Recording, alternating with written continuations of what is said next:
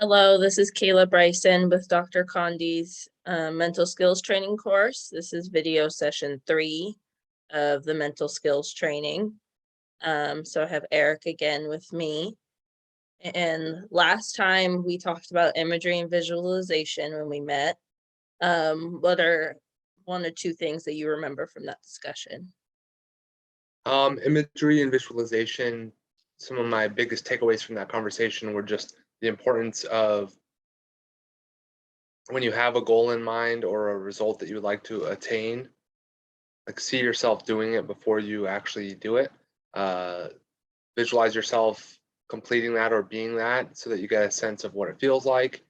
And you just know what you need to do to feel that again and to make it a reality. I think the other thing that I remember from that conversation was just the different ways that you can visualize it. I mean, of course, visually, but you can also just write it out. You can talk about it with other people and kind of manifest it in that way as well. Yeah, and like including as many people as possible in an imagery session is important just to make it as realistic as it can be, especially just with team sports. There's always going to be other people involved. So that's just very important rather than like an individual sport. That athlete can solely focus on themselves executing their skill. So along with just imagery, this session's discussing anxiety and arousal and performance states and managing emotions. So the first question I have for you is, what do you believe are possible effects, like anxiety, like what effects those would have on a performer? I mean, anxiety, and even just speaking from personal experience, it takes away from the present moment.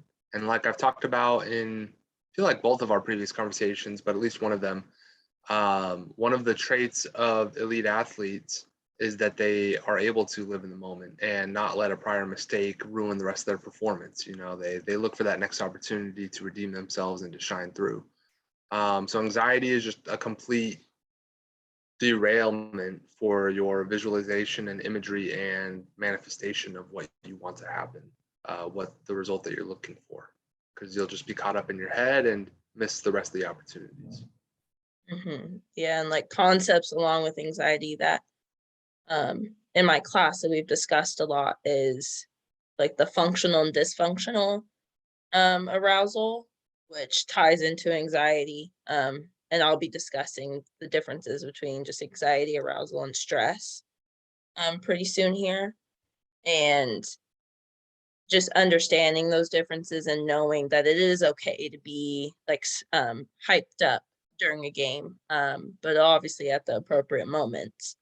And just knowing when it is dysfunctional to be like hyper aroused. So the differences between arousal, anxiety, and stress. Anxiety first is considered to be a negative emotional state. Usually it's characterized by nervousness, worry, and apprehension. And it's usually has arousal and activation of the body. Within anxiety, there are 4 different types. So there's cognitive anxiety, which is the thought processes. Somatic is usually the physical activation. Usually it's activating the central nervous system when that occurs. And then trait anxiety is like personality traits. So that gets changed based on behavior or kind of behavioral tendencies a person may have. And then state anxiety is the stability of anxiety. So being able to change your emotional state and being aware of your conscious feelings based on like those nervous system reactions. Then with arousal, that is a blend of physiological and psychological activity in a person, and usually is the intensity of their motivating factors in a particular moment.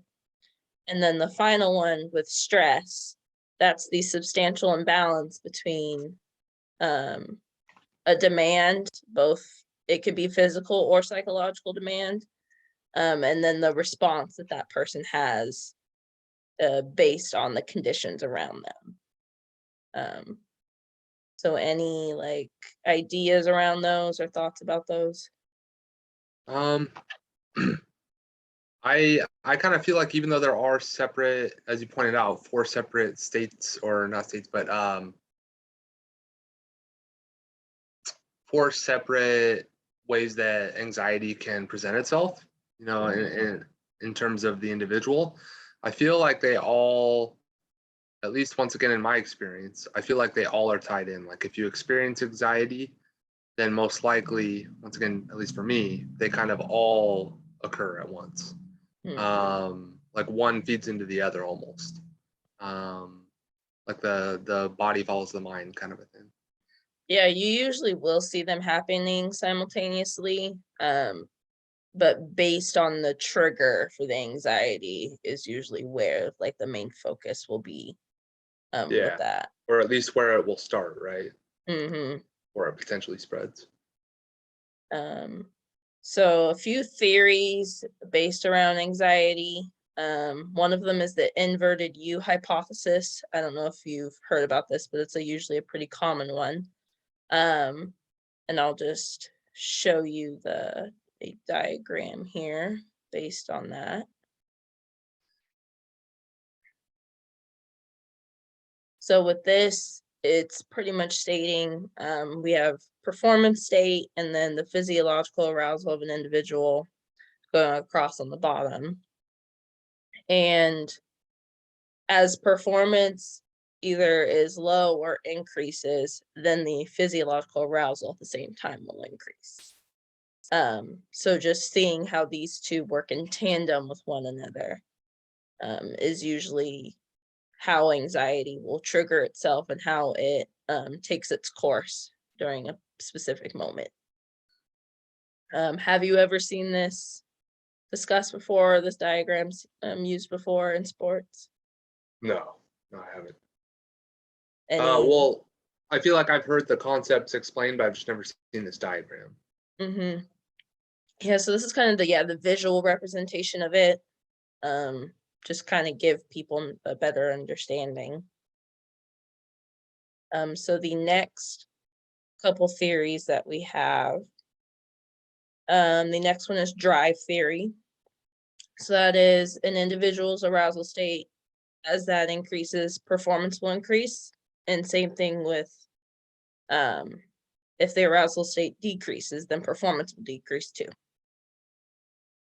The next theory is catastrophe theory. Excuse me.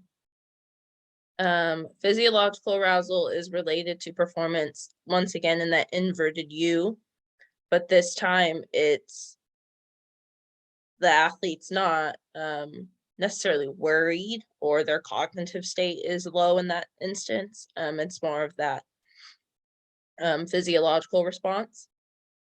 And then the final theory is multi-dimensional theory, and that is the cognitive state is negatively related to their physical performance.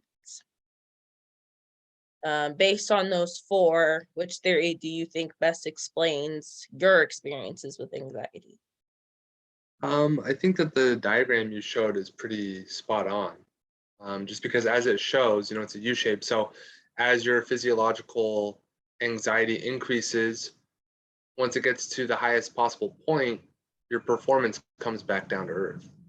So the physiological anxiety is almost, it's a natural byproduct in my opinion, and I think the graph kind of reflects that when you are running at a high performance. But when the stress gets too much, your performance comes down with it. So yeah. Yeah, like I've learned myself, like just getting more in depth with all these concepts, that a lot of the things are happening at once, but it's getting a more like in-depth look at each individual component when all of these things are happening. So as I mentioned with the definition of stress, there is a process that goes along with that. The first kind of component would be the environmental demand. So that could be either physical or psychological. And then the next step is the perception of the demand. So the level of trait anxiety determines the performer's perception of that demand that's being placed on them. And then their response to it. So that, for example, like a defense response when someone's feeling threatened would be an example for that.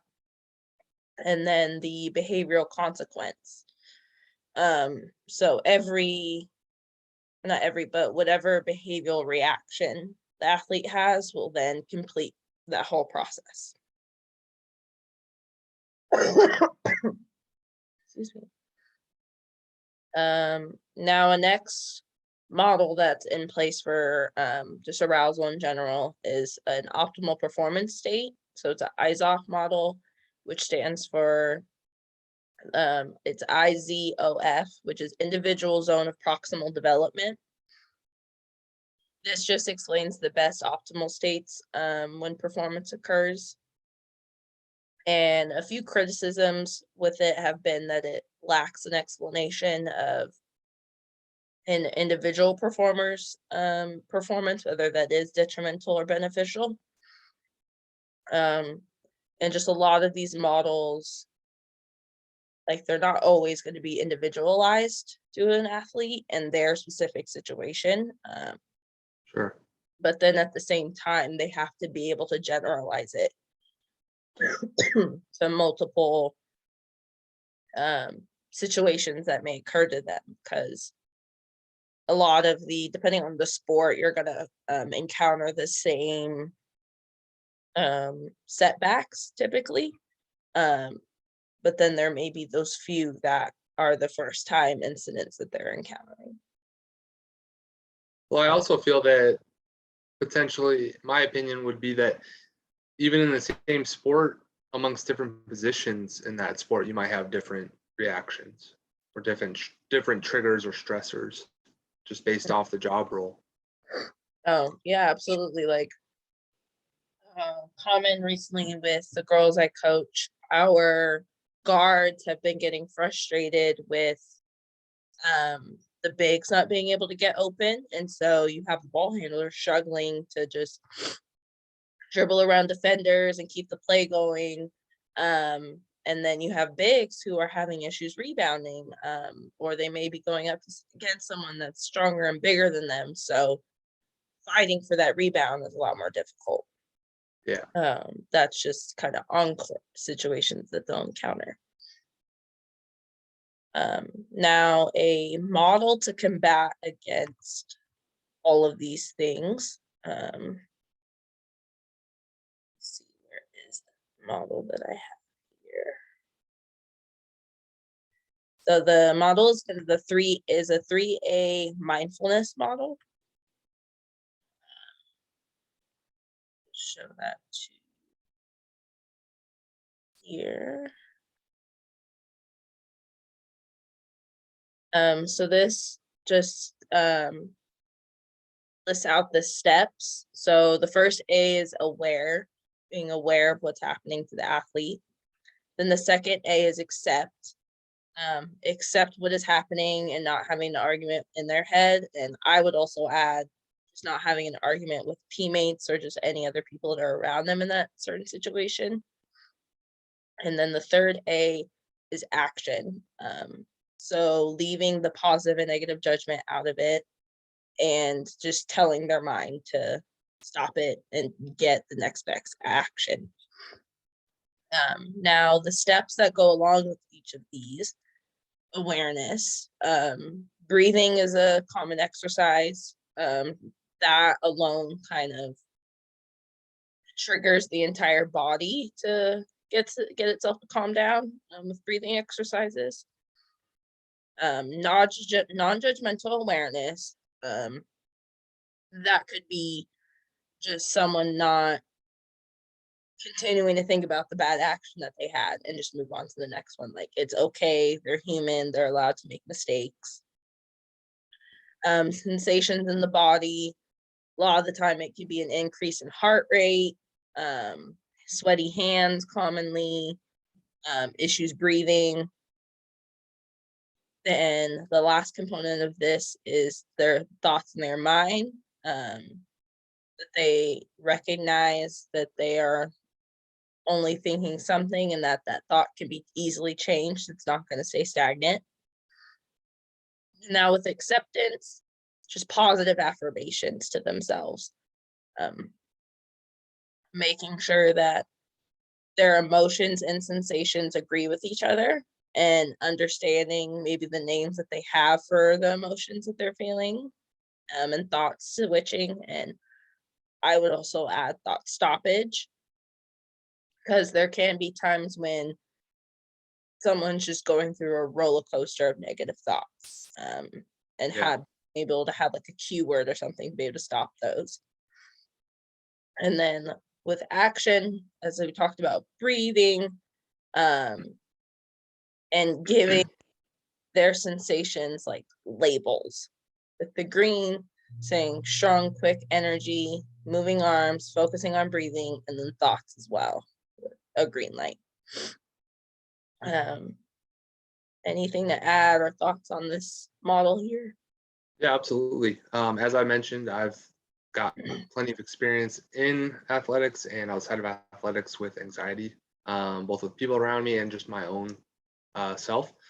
So I actually, of course, I've read various, tips and heard various tips from various resources. Um, but everything I practice more or less follows this loosely. Um, so I can attest to its efficacy. But another thing I'd like to add that I find really interesting, I recently heard this from some podcast or something, but uh, this speaker was stating that, in their opinion at least, when you have anxiety, so essentially when you're disconnected from the current moment, um, that is an emotional response. So if you are, yeah, living in the past or the future, meaning you have anxiety, then it's an emotional response. But when you're living in the present, that's a response of action. And that third step on the 3 A's is action. And that, funny enough, is the antidote to the anxiety that you listed. So I think those do kind of go hand in hand. But this speaker that I heard this from just kind of looked at it in a different light. Yeah, I think it's just interesting when the same concepts or definitions of things are said by people, but then they may just have different ways of expressing it or conveying it, or just different names to give all of it. Yeah, I think so. So now the next thing we will go to is handling performance errors when these occur. So I mean, you've kind of touched on it a little bit already, but maybe just give a few examples of your experiences with setbacks or performance errors. Um, I mean, there's so many, so it's kind of hard to just narrow down to one. I'm just going to be generic. I mean, it could be as simple as you've probably gathered in the previous conversations. I really like basketball, so it could be as simple as not catching a pass or blowing an open layup. It doesn't have to be, a game-winning opportunity. It can be something small, but once again, when I've worried about what people think about how I look in that situation, or I just let that stick with me, I just clearly am not as effective as present as I could be. And really, especially in team sport, well, of course, in team sports, but when you're playing in a team sport, I mean, that's going to spill into your teammates, because the team is only strong as its weakest link. So you've got to think about that too. It's not just impacting you, it's impacting your entire team if you get out of rhythm. Yeah, like understanding the importance of um like just how in sync with team sports athletes need to be, and that just, yeah, like you said, just the one person maybe not doing what they're supposed to or not being in a present moment hinders the entire team at that time. Yeah, if you're once again on a basketball court, if you have a chain of communication between all five of you, but then one of you, and let's say it's the point guard, you're the point guard and you make a mistake and then you just stop communicating because you're stuck in your head, you're the point guard. So that's going to derail the entire flow of your offense and potentially your defense. Just one player, not focusing and losing sight of the vision is going to be costly for the entire team.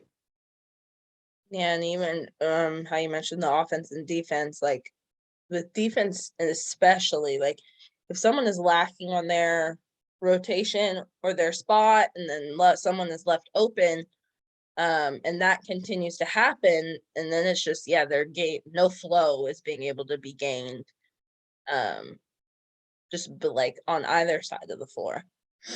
I'd like to add one more thing about anxiety, and just once again, when I talk about anxiety, and I think you are kind of getting to this too, but when I talk about anxiety, I'm specifically talking about just not being in the moment. That's kind of how I define it. But I've been watching a lot of NBA this year, and one of my biggest things that I've been paying close attention to, because a lot of the players on my favorite team do this, unfortunately, is when they catch a ball for a three, catch a pass. It seems like, this may not be statistically correct, but it seems like 9 times out of 10, when the player doesn't catch it and shoot it in rhythm, like sometimes players catch the ball from the 3-point line and they're surprised to be that open, so it kind of throws them off, right? But even something like that, when they don't catch the ball and shoot it in rhythm, it seems like 9 times out of 10 they're going to miss it. If they do a head fake or something and they just miss that window of opportunity, it's because they're getting in their head. I know it is. And that's just a perfect example from something I've been witnessing this year in sports. Yeah, and with the shooting part of it, I found that there's always, like, I think certain scenarios that an athlete has to practice in terms of a basketball shot. Because there are going to be times when, yeah, they are wide open, they have this natural flow of their shot, but then they'll be contested heavily. Then the ball will be coming off of a dribble or off of the pass, and they have to be able to make their shot. So just knowing like what they have to do in each of those instances to have consistent shooting percentages. Because, yeah, they're not always going to be wide open on every single shot, and that specific flow in and of itself is going to feel different. Yeah, I think to sum it up and simplify it, really, the commentator that actually commentates my favorite NBA team has the saying lately that you can't think and shoot at the same time, and that's really what it boils down to. They're getting into their head instead of just being in the moment and shooting the ball. Yeah, I agree with that.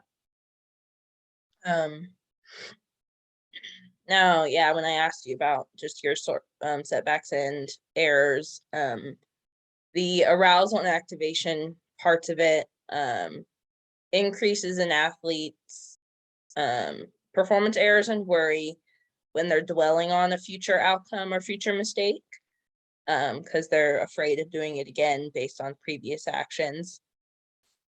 Two kind of key things to combat against this is confidence and composure.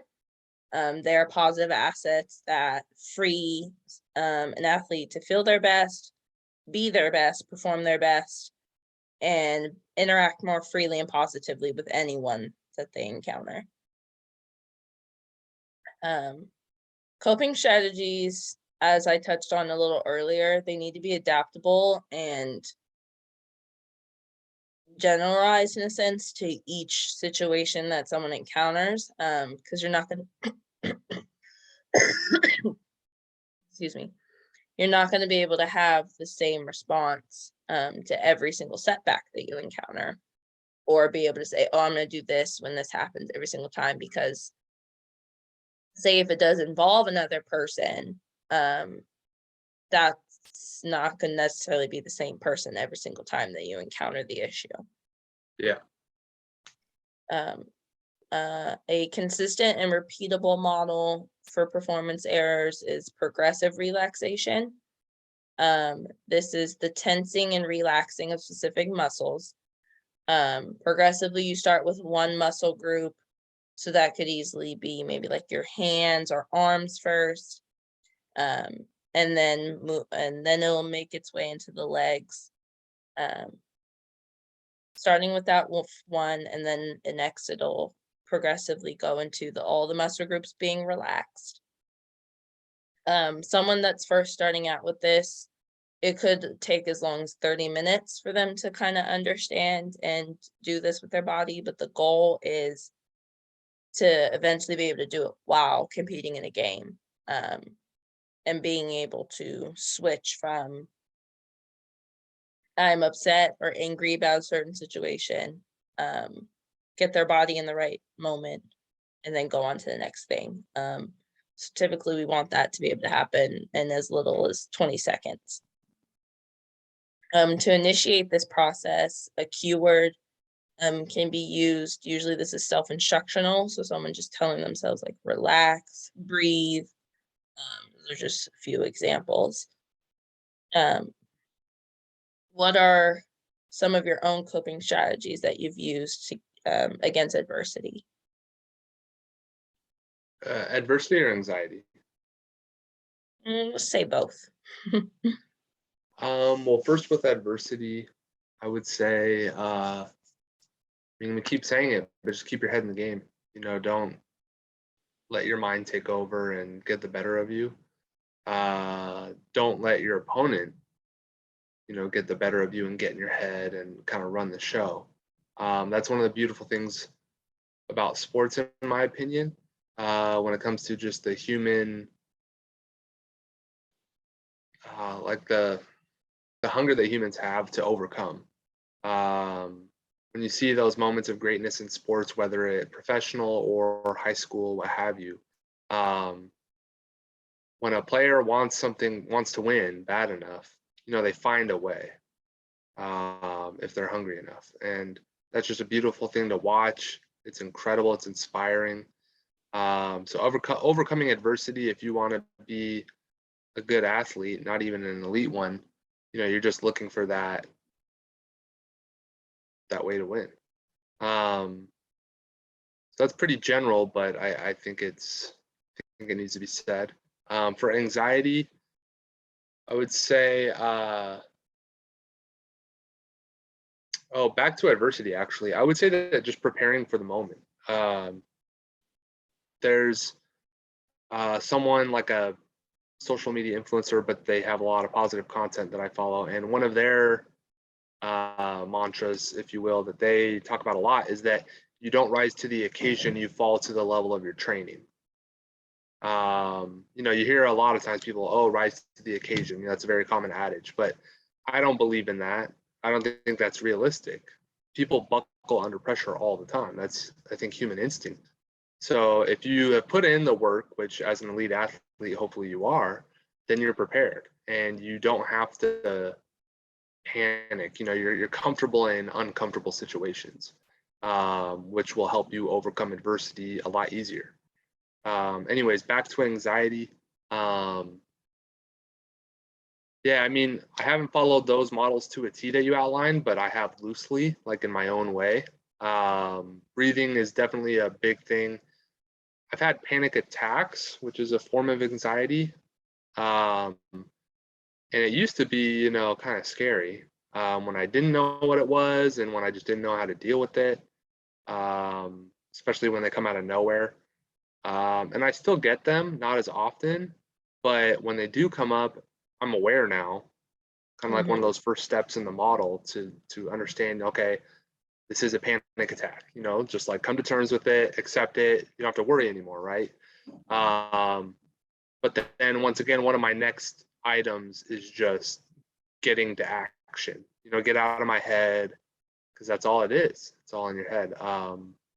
And find something to do, so find something to get my mind off of my mind.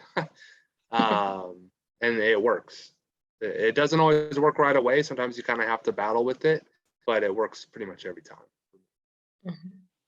So. Oh, thank you for sharing those. How you would just mentioned like rising to the occasion. I am more and more like, as I'm coaching for some time, like understanding that, yeah, that's not always going to be possible to rise to the occasion, especially if you've never encountered the situation that you're supposed to be overcoming. You've never been taught any coping skills or just how to attack it in the first place. And so then that's when it becomes overwhelming for people, and then that anxiety is created for them. But I think just repeated exposure, then again, like it becomes familiar to people. They've known how to be able to handle it. They're prepared. But just some of, yeah, the things that I've mentioned and discussed, like, can be starting points for someone to use if they haven't had like severe anxiety or arousal issues.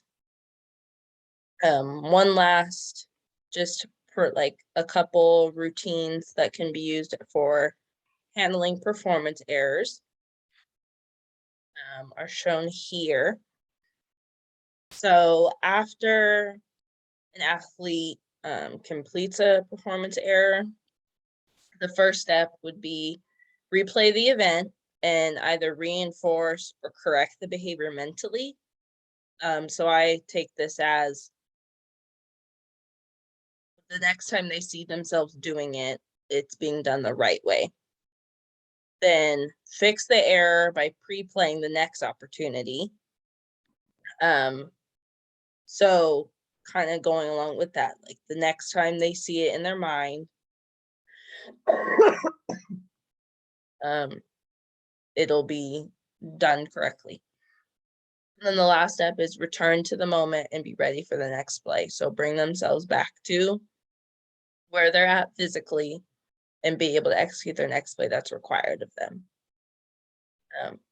So an athlete who mentally corrects the error, sees themselves correcting the error, and returns to the moment ready for the next play, has a plan to handle competitive failures, and is ready. So this area here is discussing how to prepare themselves for their next play that they're going to have. So verbalize what they're going to be doing on the next play, positive self-talk. Visualize making the next play, seeing themselves scoring, making the shot, giving the assist, whatever it may be. And then once again, return to the moment, be present, and ready for the next play. Any thoughts around these concepts that I just listed? I think that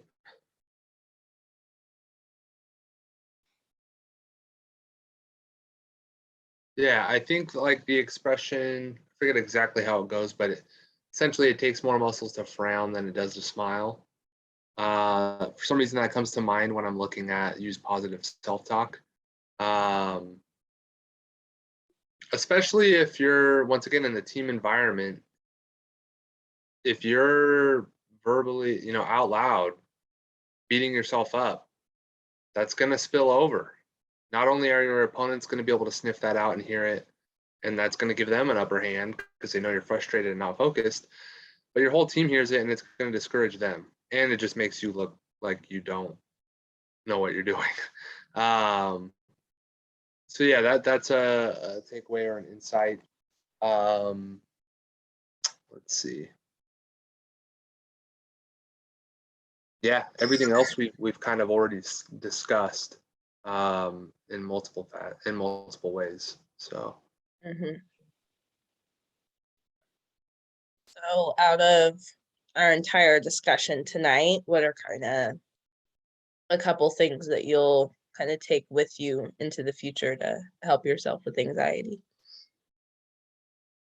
Yeah, I think we've both touched on it, but just a good reminder is one, your impact when you're having anxiety, or even when you're not, but your impact on the others around you, on your team, based off your own actions, good or bad, and just being conscientious of that and the power that you have. And then also just not being afraid to lean on some of your teammates or your coaching staff um, when it comes to anxiety, when it comes to overcoming adversity. Another adage I'll throw out there is there's strength in numbers, and that's once again one of the beautiful things about working as a team. So you can achieve more. So if you're not communicating, if you're closed off and distanced about your struggles or whatever you're trying to accomplish, it's going to be a lot harder to overcome that and a lot harder to be cohesive and build chemistry as a team. Mhm. Uh, yeah. Yeah, I find the players that like isolate themselves or aren't willing to share their emotions with others are the ones that are like having the hardest time with progressing as players and advancing in higher levels as players because they're just lacking that communication piece and aren't being willing to be open and honest with just their coaches and teammates. Just maybe, yeah, closed off and thinking about themselves too much and maybe what they've done wrong in a situation. Well, that is all that we have for this session. I want to thank you again for being part of just these last few conversations that we've had and sharing some of your experiences and stories. It's been really great practice, not only for myself with this, but getting new perspectives on a lot of these concepts I'm learning. Yeah, it's been a pleasure. Um, I've learned some things absolutely, and some things that have been review for me have just been positive reinforcement. So it's been a real blessing. Thank you again, and I hope you have a great rest of your night. All right, thanks. You too.